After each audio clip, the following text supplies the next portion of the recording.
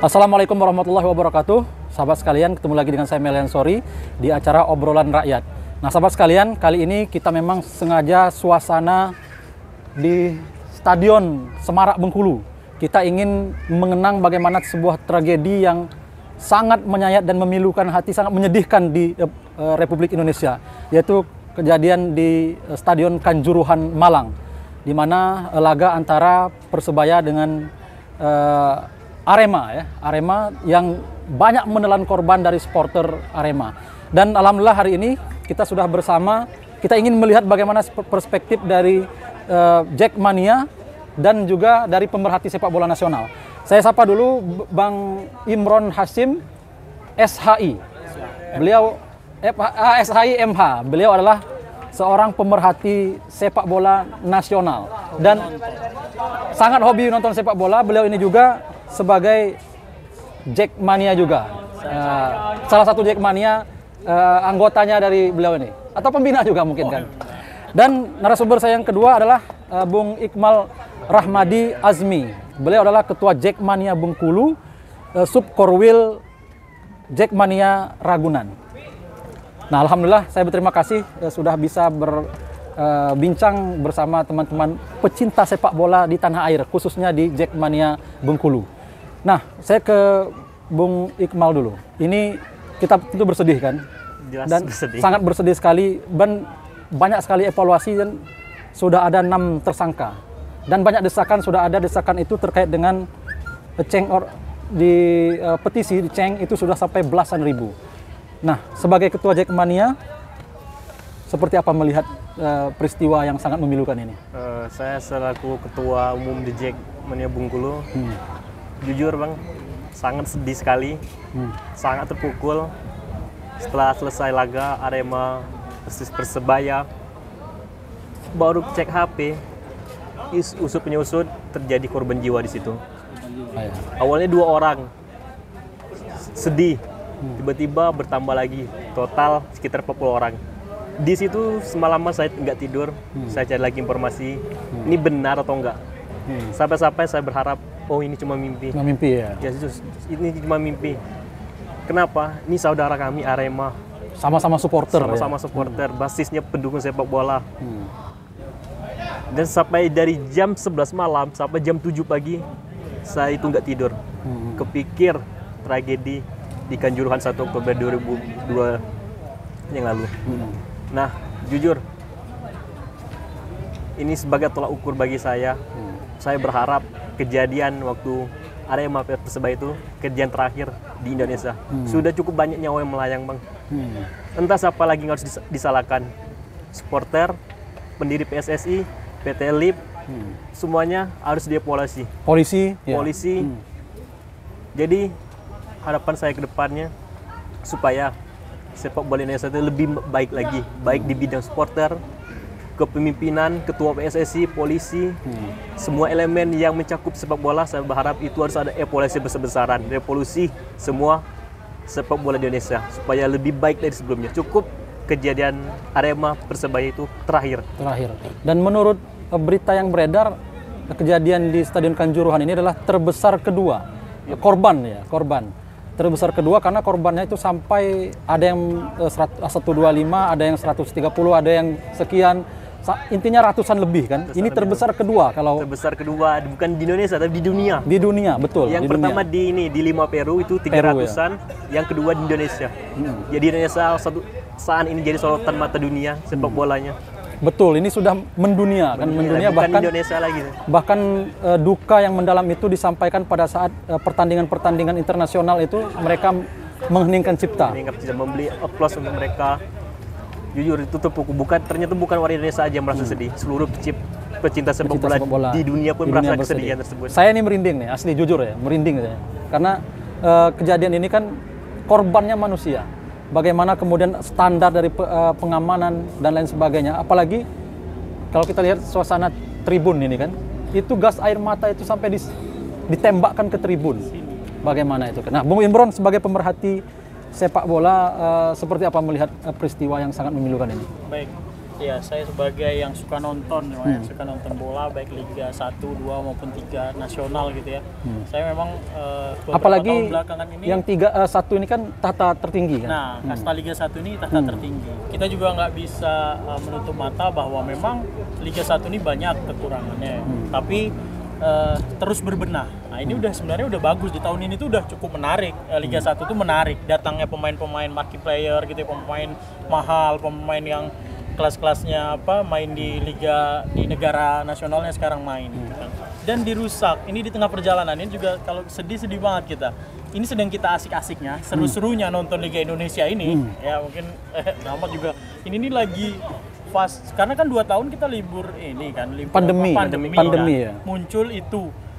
Kita nggak ikhlas banget kalau kemudian ya mengorbankan sekian ratus orang kemudian liga ini dihentikan. Jangan sampai begitu karena banyak sekali orang yang akan kehilangan pekerjaan. Bukan kita tidak menghormati yang meninggal, tapi ya ini kita harus cari bener masalahnya di mana, ya kan? Kita nggak mau salah-salahan, tapi pasti ada yang salah di sini gitu ya. Mulai dari misalnya isu 38.000 tiket dijual 42.000 misalnya. Ya, itu kan kapasitas stadion kan nggak mencukupi ya. Tapi karena tahu ini super big match dimanfaatkan oleh oknum misalnya ya gitu ya. Tapi kemudian dan penembakan gas air mata yang ini kita jadi sorotan banget. Ya, kayak tadi kata Abang, kalau ditembak ke sini itu kan orang nggak bisa lari. Nggak salah pintu sebenarnya Bang. Kalau pintu disalahkan, pintu itu kan tempat orang keluar. Kalau dalam kondisi normal nggak ada masalah dengan pintu itu.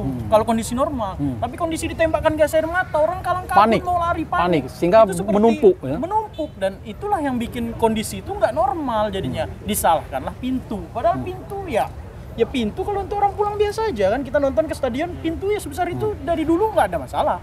Tapi karena ketika ditembakkan gas air mata ke sini kita mau lari, pintu tertutup katanya atau sempit, ya bludak kan, orang mau keluar dalam saat yang sama. Itu bersamaan kan, ya. memang akhirnya pintu tidak normal, tapi bukan salah pintu.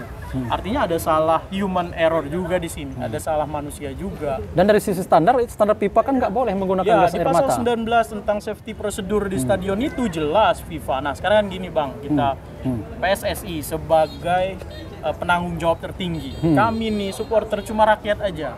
Rakyat yang mau nonton hiburan. Hiburannya apa? Sepak bola. Di tengah penat kerja kan. Kita habis kerja pengen nonton apa? Hiburannya cuma sepak bola. Sepak bola kan? ya. Nah, kemudian PSSI, ada PSSI ya kan, ada PT LIP. Ini pihak-pihak yang ada di sini ya, yang harusnya menyelenggarakan pertandingan ini untuk apa sih Bang? Kita punya timnas sampai ke Piala Dunia, kita punya timnas menang itu untuk siapa sih?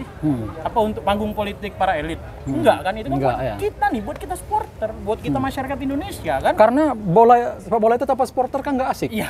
Kalau kita nonton kayak gini kosong, nggak ada orang di tribun kan nggak asik. Nggak asik ya. Lah ini kan penuh padat. Harusnya memang tidak ada tembakan itu. Nah kemudian tanggung jawab PSSI di mana, seperti apa. Jangan main salah-salahan atau tunjuk-tunjuk ke bawah. Kalau di bawah salah, berapa tingkat ke atasnya harus tanggung jawab. Ini PSSI kan memberikan sanksi seumur hidup, kemudian sebagainya. Nah bagaimana dengan PSSI-nya? Ketua PSSI-nya kalau menurut saya sebagai pemerhati, sudahlah Pak Iwan Bule ini nggak sedikit juga kontroversinya ya. Dari dia tuh pemilik klub apa. Pada syarat untuk jadi PSSI itu Bang, kalau nggak salah harus 5 tahun mau melihara jadi pemilik klub gitu ya. Kalau mau jadi ini kan enggak.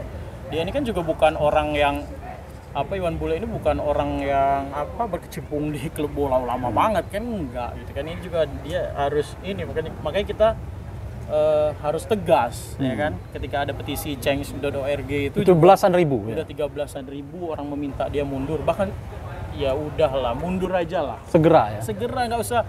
Justru jadi tanda tanya kenapa nggak mau mundur, udah korban banyak ini ya. Kayak kalau saya jadi beliau ya mundur, ini kan aib sepak bola kita kejadian ini kan. Dan dia mundurnya dia saya kira masih banyak orang-orang yang lebih pantas duduk di kursi ketua PSSI dan dia bisa lebih serius membenahi. Dulu Sinteyong hampir mau dipecat sama dia. Giliran menang, dekat-dekat lagi. Banyak hal-hal yang ini tragedi Kanjuruhan ya. Ini PR besar ini harusnya buat dia, dan udah harus mundur aja lah Pak, ngapain lagi? Sesegera mungkin mundur ya? Ya itu udah harus, jangan sampai juga ini jadi, kita nggak mau juga bilang kalau ini kemudian panggungnya Iwan Bule ya. PSSI ini kan menjadi panggungnya beliau gitu ya, jangan juga, kita juga nggak mau masuk ke situ gitu. Tapi kemudian bentuk tanggung jawaban, bahkan bisa aja selenggarain KLB, bentuk solidaritas misalnya dari pemilik-pemilik klub, asprof di provinsi gitu ya. Bentuk solidaritas bukan hanya ucapan kami solidaritas terhadap ini klub-klub bikin warna monokrom di logonya bang di Instagram tuh semua bikin monokrom. Nggak cukup itu, suarakan KLB kan aja, kenapa harus ragu-ragu? Kita KLB kan ganti aja Iwan Bule. Kalau saya sih begitu. Ya, jadi segera mundur atau di KLB kan? KLB kan saja, gitu mereka terserah sih mereka. Kalau saya sih jadi Iwan Bule ya malu ya saya mundur bang. Jadi berkaca juga dengan kita bisa meneladani juga lah si jebret Simanjuntak, komentator Valentino kan. Cuma komentator. Komentator sebagai bentuk pertanggungjawaban beliau, pertanggungjawaban empati beliau dunia sepak bola, dia bersedih, akhirnya dia memilih mundur dari komentator. Bagaimana orang nomor satu yang bertanggung jawab terhadap seluruh regulasi, seluruh safety prosedur, seluruh bisa nyalahin panpel aja. Mereka panpel juga bergerak, pasti ada persetujuan orang di atas. Dan kalau budaya Jepang itu kan, kalau kesalahan itu apalagi kadang-kadang bukan kesalahan dia, tapi anak buah melakukan kesalahan, karena dia mundur. Budaya itu. Bahkan tidak bisa bunuh diri. Budaya ketimuran, bukan hanya Jepang sebenarnya kan. Karena kita budaya ketimuran itu harusnya ditiru oleh Iwan Bule. Kalau kita mungkin nggak usah lah bunuh diri kan, minimal mundur kan. Mundur. Tapi ini Iwan Bule menolak. Mundur. Bung Iqmal seperti apa melihatnya? Dia menolak, bahkan udah belasan ribu orang tanah tapi dia menolak. Kalau dari sisi pandang saya sih bang, kalau saya sendiri jadi Iwan Bule, harusnya saya malu, merasa bersalah, benar-benar merasa bersalah. Kenapa? Ini saya pemimpin ketua PSSI. Semua yang terjadi di aspek sepak bola Indonesia itu saya yang bertanggung jawab. Betul ya, sebagai pimpinan ya. Saya pemimpinnya. Jangan hanya bertanggung jawab di dunia, bahkan di akhirat nanti itu akan dipertanyakan oleh Allah Subhanahu wa taala. Selama Anda memimpin, bagus nggak pemimpin Anda? Sampai ada nyawa melayang itu akan bertanggung jawab. Yang pertama sekali ditunjuk Allah itu adalah pemimpinnya. Pemimpin PSSI siapa? Iwan Bule. Tapi saya nggak tahu apa yang dipikiran Pak Iwan Bule. Seperti apa ya? Jujur nggak tahu siapa. Dia lebih menyerahkan pampel panitia pelaksanaan yang notabene hanya melaksanakan pertandingan tanpa izin PSSI. Pertandingan akan berjalan. Dan terbaru dia mengeluarkan statement itu Stadion Kanjuruhan itu tidak standar FIFA, standar FIFA PSSI, saya lupa itu kan. Itu kan sama aja mendulang di air. Kan? Ada beritanya itu Iwan Bule di berita itu kan bahwa Stadion Kanjuruhan itu tidak standar, saya lupa standar FIFA atau standar PSSI yang disampaikan di berita itu. Nah, artinya kan seperti apa seperti itu kan? Harusnya beliau ini sebagai bentuk tanggung jawab yang mundur saja kan? Iya, betul sekali. Cari-cari alasan begitu untuk apa? Kemudian boleh dong kemudian kita beropini misalnya ya. Dan ini mungkin ya bisa aja dijawab oleh netizen juga misalnya kan. Oh, jangan-jangan panggung ketum PSSI ini dijadikan alat politik untuk dia maju jadi gubernur Jawa Barat misalnya. Loh, boleh dong kemudian kita beropini begitu kalau kemudian kenapa nggak mau mundur? Kita kan mengatakan jangan-jangan ya. Patut diduga. Kan ya betul. Politik tuh bang. Kalau di Persija tuh ada namanya lagunya tuh politik berkelahi saling caci maki bagi kami berpolitik. Nah maksudnya dalam sepak bola politik jangan digabungkan. Politik sepak bola. Betul. Dua aspek ini jangan sekali-sekali digabungkan. Karena ini hiburan rakyat. Ini hiburan rakyat, nggak bisa digabungkan. Saya ingin juga tahu nih kalau terkait dengan Jackmania ini seperti apa sebenarnya budaya supporter di Jackmania? Kalau untuk di Jackmania sih, alhamdulillah nih bang. Setiap tahun ada evaluasi. Tujuannya untuk apa? Supaya di Jackmania itu dipandang oleh orang itu baik-baik, bisa menjaga martabat Persija Jakarta. Yang lalu cukup berlalu, seperti kejadian meninggalnya seorang di Jackmania di stadion. Itu jadi pelajaran untuk kami semua. Jadi di Jackmania, jujur, saya bukan mau membanggakan di Jackmania. Saya jatuh cinta kepada Persija, bukan karena prestasi. Nih saya jujur ngomong, bukan karena stadionnya, bukan karena pemainnya. Saya jatuh cinta kepada Persija karena di Jackmania. Cara mereka berpikir. Karena supporternya. Itu membuat saya jatuh cinta. Saya melihat ini kedewasaan di Jackmania. Saat kalau lawan Persebaya di GBK aja 1-2, mereka menerima dengan lapang dada. Oh ini bentuk supporter yang saya cari. Ada nih supporter, maaf ngomong nih, kalah bentrok. The Jack nggak kayak gitu. Protes, tapi mereka protesnya lebih ke intelektual manajemen. Ya. Bagaimana manajemen modern gitu pengelolaannya kayak gitu. Dan saya ngamatin banget gitu bang. Saya juga termasuk seperti ini. Dulu kami di Lebak Bulus nonton gitu ya bareng. itu Jackmania nggak pernah berhenti nyanyi gitu Bang. Dan atraktif, lagu-lagunya tuh nggak pernah jiplak atau kopas. Mereka benar-benar karya sendiri gitu ya. Dan saya lihat kesini-sini saya amati ada tribun khusus Jack Angel gitu ya. Tribun khusus perempuan. Jack Angel itu perempuan. Khusus perempuan ya. Jadi khusus supporter perempuan, semua isi satu tribun tuh ada, pernah digagas itu. Jadi berpikirnya benar-benar modern gitu ya. Modern football itu bagaimana supporternya nyaman nonton gitu. Bahkan ada tribun tanpa asap rokok. Ada juga itu. Ya, tribun tanpa asap rokok, tribun layak anak. Nah, bagaimana anak-anak layak nonton bola karena memang ini kan hiburan semua lintas umur ya. Nah, begitu. Nah, bagaimana itu sudah didengungkan oleh Jackmania secara pusat gitu ya. Mereka terus mengkampanyekan itu gitu. Kalau atraktif udah dari dulu, lagu-lagunya karya sendiri. Nah, kalau gitu. dulu lagu-lagu rasis yang teriak-teriak dihilangkan. Sekarang nggak lagi ya. Sudah berbenah ya. Sudah berbenah. Sudah terus berbenah. Dari kita sendiri berbenah. Ini kalau nyanyi rasis otomatis yang dirasisin nggak terima. Di balik rasis ujungnya bentrok. Flash kayak gitu takutnya. Jadi dari The Jackmania sendiri udah merubah lagu-lagu yang teriak-teriak anjing segala macam sudah hilang semua. Senior-seniornya tuh udah mulai benar-benar modern football. Ya begini gitu ya. Seperti yang itu ya sebenarnya meringankan kerja pihak keamanan juga ya. Ketika ada korlap misalnya ya seperti steward misalnya di luar negeri kan ada tuh baju-baju hijau itu ya, mereka berjaga di pagar-pagar stadion ngamatin itu ya. Itu pun di Persija udah diadopsi yang begitu gitu ya. Adopsi yang di luar ya. Iya, ada korlap. Korlap tuh apa? Dia ini koordinasi lapangan. Jadi di lapangan tuh dia yang mengkoordinasikan. Kayak misal pertandingan Persija PS Persib. Nah, saat pertandingan mereka yang koordinasi lapangan. Ini salah satu korlap Jackmania. Salah satu korlap Jackmania. Oke, silakan bergabung saja. Oke, Bang. Siapa namanya? Kalau di komunitas PJ, Bang. PJ ya. Ini salah satu korlap Jackmania Bengkulu. Kalau nobar beliau ini aja. Ya, dia yang menghandle mulai dari tempat nobar, parkir segala macam. Dia ditemani satu lagi korlapnya secara belum bisa datang. Dan berarti kalau di stadion itu dia bagian yang korlap itu kira-kira. Kalau misalkan nonton di stadion ya. Ya, kalau di nobarnya ini. Nah, kemudian dengan peristiwa ini kan sudah ada 6 tersangka kan, termasuk direktur PT LIP itu kan. 6 tersangka. Oke, sama bergabung. Sama? Charles, oke. Jadi kita ngobrol sampai sekarang dengan teman-teman Jackmania, perspektif kawan-kawan Jackmania berkaitan dengan tragedi Kanjuruhan. Dan saya berbangga juga langsung hadir ketua umumnya, ketua umum Jackmania Bengkulu, Korwil Ragunan. Jackmania Ragunan. Nah, mungkin Bung Imron dilanjutkan, sudah ada 6 tersangka dan proses ini kan terus berlanjut mungkin kan. Harapan kita ini kan diusut sampai tuntas kan persoalan ini.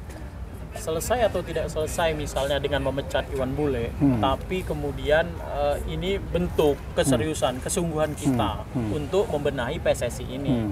Semua kan ada seperti tadi disampaikan oleh teman-teman Jackmania Bengkulu, ya semua tuh ada di pucuk pimpinan, gitu. Semuanya ada di ketua PSSI.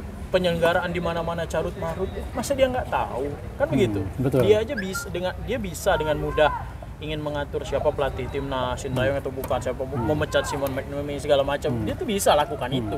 Masa dia tidak bisa mengatur bagaimana aparat keamanan ini bergeraklah sesuai safety prosedurnya FIFA misalnya kan begitu. Kan? Dan pemilik suara juga jangan diam lah kan, jangan diam lah dengan peristiwa ini kan. Bagaimana kepedulian mereka kan? Ya, pedulinya itu harus diwujudkan dalam bentuk gerakan, bukan sekedar ada statement dari pemilik Madura United ya, Sanul Kosasi atau masih pemilik apa enggak tuh, dia ngomong nggak ada hubungannya dengan KLB, jangan dipolitisir lah. Bukan soal politisir, tapi soal pertanggungjawaban, budaya malu dan pertanggungjawaban ya. Pertanggungjawaban itu gitu loh. Sekarang ya ini jadi tanda tanya, kenapa nggak mau mundur?